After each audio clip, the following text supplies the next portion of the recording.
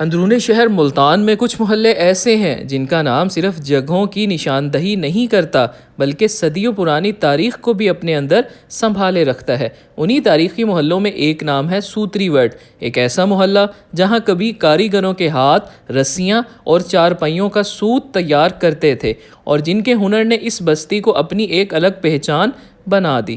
وقت گزرتا گیا، ہنر بدلتے گئے، گلیاں بدلتی گئیں، مگر سوتری وٹ کی پہچان ختم نہیں ہوئی۔ آج یہی نام ملتان کے ایک مشہور ذائقے کے ساتھ جڑ چکا ہے۔ سوتری وٹ کے چنے یہ صرف ایک محلے کے چنے نہیں رہے بلکہ یہاں سے نکلنے والی ریڑھیوں نے اس ناشتے کو پورے ملتان تک پہنچا دیا ہے۔ تحریری حوالوں میں ملتا ہے کہ ایک وقت میں سوتری وٹ سے 100 سے زیادہ ریڑھیاں صبح سویرے نکلتی ہیں، شہر کے مختلف حصوں میں چنے فروخت کرتی ہیں۔ سوچئے، ایک محلہ، اس کے اپنے چنے اور صبح سویرے نکلنے والی درجنوں ریڑھیاں، یوں ایک محلے کا ذائقہ آہستہ آہستہ پورے شہر کے ناشتے کی پہچان بن گیا۔ اور سوتری وٹ کے چنوں کی ایک خاص بات یہ بھی ہے، یہاں ہر ریڑھی کا ذائقہ دوسری ریڑھی سے کچھ مختلف ملتا ہے، کیونکہ ہر گھر کا اپنا طریقہ، اپنا مسالہ اور اپنا انداز ہے۔ شاید یہی چیز اس ذائقے کو اتنے سالوں سے زندہ رکھے ہوئے ہے۔ اور آج میں آپ کو سوتری وٹ کے انہی مشہور چنوں میں سے ایک ایسی ریڑھی پر لے کر آیا ہوں جس کے چنے مجھے ذاتی طور پر بہت پسند ہیں۔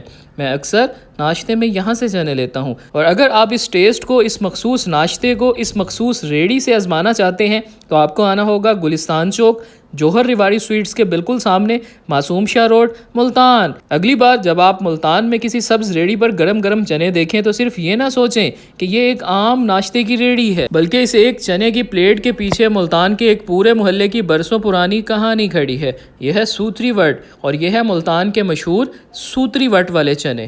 میں نے کھانے پہلی دفعہ پہنا تھا چنے، ڈیلی لنگ میں نے، لیکن پہلی دفعہ دیکھ دینا کھاؤ کیا اچھا ہے نا۔